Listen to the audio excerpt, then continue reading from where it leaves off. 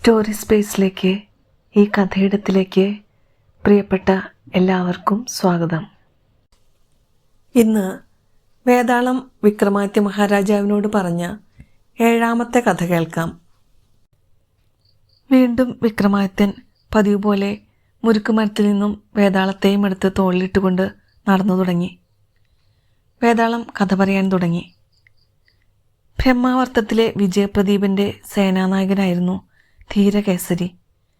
ഒരിക്കൽ കാലാവസ്ഥയിൽ പ്രവചനാതീതമായ മാറ്റമുണ്ടായി. ഇരുണ്ട പുക പോലെ കറുത്ത മേഘങ്ങൾ ബ്രഹ്മാവർത്തത്തിനു മുകളിൽ വട്ടം കറങ്ങി. തിരമാലകൾ ഉള്ളിലേക്ക് വലിഞ്ഞു. രാജ്യമെമ്പാടും ചുഴലിക്കാറ്റ് ആഞ്ഞു വീശി. കാര്യമറിയാതെ എല്ലാവരും അമ്പരന്ന് നിന്ന സമയത്ത് കൊട്ടാരവാതിൽക്കൽ ആരോ ഉറക്കെ കരയുന്നത് കേട്ടു. വിവരമറിയാൻ രാജാവ് ധീരകേസരിയോട് പറഞ്ഞു. അതനുസരിച്ച് ധീരകേസരി അവിടേക്ക് ചെന്നു. വയസ്സേറെ ചെന്ന ഒരു വൃദ്ധയായിരുന്നു അവിടെ ഇരുന്ന് ദീനം ദീനം നിലവിളിച്ചത്. എന്തു പറ്റി? നിങ്ങൾ എന്തിനാണ് കരയുന്നത്? ധീരകേസരി ചോദിച്ചു. രാജ്യം അനാഥമാക്കാൻ പോകുന്നു. ഈ അവസരത്തിൽ കരയാനല്ലാതെ എനിക്ക് മറ്റൊന്നും കഴിയുന്നില്ല, വൃദ്ധ ഏങ്ങലടിച്ചുകൊണ്ട് പറഞ്ഞു. നിങ്ങൾ എന്താണ് ഈ പറയുന്നത്? രാജ്യം അനാഥമാകുമെന്നോ? ധീരകേസരി അമ്പരന്ന് ചോദിച്ചു. അതെ, നമ്മുടെ രാജാവിന് ഭയങ്കരമായ ഒരാപത്ത് സംഭവിക്കാൻ പോകുന്നു. അതിനി അധിക സമയമില്ല, വൃദ്ധ പറഞ്ഞു. ധീരകേസരി ആ വൃദ്ധയുടെ സമീപമെത്തി മെല്ലെ ചോദിച്ചു. നിങ്ങൾക്ക് ഈ വിവരം എങ്ങനെ മനസ്സിലായി? കാറ്റിൻ്റെ ദിശ നോക്കി കാലഗണന ചെയ്യാൻ ഞാൻ പഠിച്ചിട്ടുണ്ട്.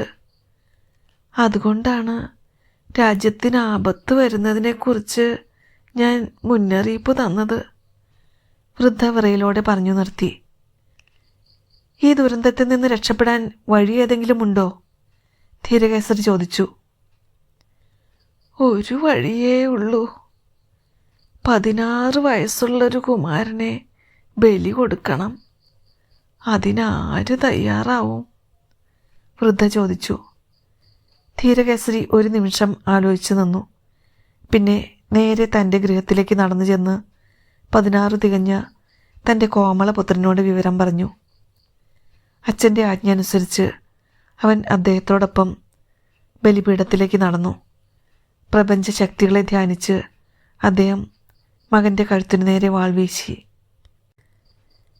ധീരകേസരിയുടെ പത്നി തൻ്റെ 2 പുത്രന്മാരുടെയും കൈപിടിച്ച് അവിടെ ഓടിയെത്തിയപ്പോഴേക്കും എല്ലാം കഴിഞ്ഞിരുന്നു. തൻ്റെ മൂത്ത പുത്രൻ ബലിപീഠത്തിൽ മരിച്ചു കിടക്കുന്നതാണ് അവർ കണ്ടത്. ഉടനെ തന്നെ മറ്റു 2 പുത്രന്മാരോടൊപ്പം ആ സ്വാധിയും ജീവത്യാഗം ചെയ്തു. തൻ്റെ കുടുംബം മുഴുവനും മരിച്ചു കിടക്കുന്നത് കണ്ട ധീരകേസരിയുടെ നെഞ്ചു തകർന്നുപോയി. കരവാൾ സ്വന്തം നെഞ്ചിൽ കുത്തിയിറക്കി ധീരകേസരിയും അവിടെ വീണു മരിച്ചു. ഞെട്ടിപ്പിക്കുന്ന ഈ സംഭവത്തെക്കുറിച്ചറിഞ്ഞ് ആളുകൾ അവിടെ തടിച്ചുകൂടി. രാജാവും അവിടേക്ക് പാഞ്ഞെത്തി. തനിക്ക് ആപത്ത് വരുന്നത് തടയാനാണ് ധീരകേസരി പുത്രനെ ബലി നൽകിയെന്നറിഞ്ഞ രാജാവിൻ്റെ കണ്ണു നിറഞ്ഞു. ഇത്രയേറെ ത്യാഗം ഏറ്റുവാങ്ങാൻ താൻ യോഗ്യനാണോ എന്ന് അദ്ദേഹം ആലോചിച്ചു. ധീരനായ തൻ്റെ സേനാനായകനും കുടുംബത്തിനും ഏർപ്പെട്ട ദുർവിധിയിൽ മനംനൊന്ത രാജാവും തൻ്റെ ശരീരം ത്യജിക്കാൻ തീരുമാനിച്ചു. അദ്ദേഹം വാളെടുത്ത് സ്വന്തം കഴുത്തിനു നേരെ വീശി. അപ്പോഴേക്കും കാരുണ്യമൂർത്തിയായ ശ്രീഭദ്ര അവിടെ പ്രത്യക്ഷയായി രാജാവിൻ്റെ വാൾ പിടിച്ചു വാങ്ങി.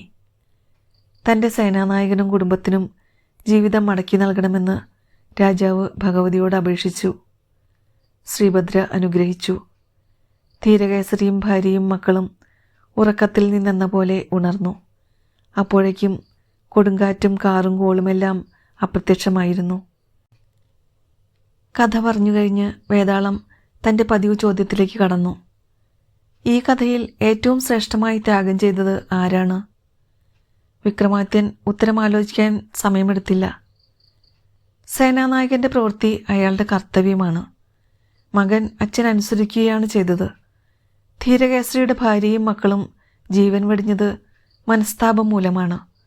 എന്നാൽ തൻ്റെ സേനാനായകനും കുടുംബത്തിനും വേണ്ടി സ്വയം മരിക്കാൻ വരെ തയ്യാറായ രാജാവിൻ്റെ പ്രവൃത്തി പരമശ്രേഷ്ഠമായതു തന്നെ. ഉത്തരം പൂർത്തിയായതും വേതാളം ബന്ധനം വിട്ട് മുരിക്കുമരത്തിലേക്ക് പാഞ്ഞതും ഒപ്പം കഴിഞ്ഞു. വിക്രമാദിത്യ മഹാരാജാവിനോട് വേതാളം പറഞ്ഞ മറ്റു കഥകളുമായി അടുത്ത ദിവസം തന്നെ എത്താം. കാത്തിരിക്കുമല്ലോ.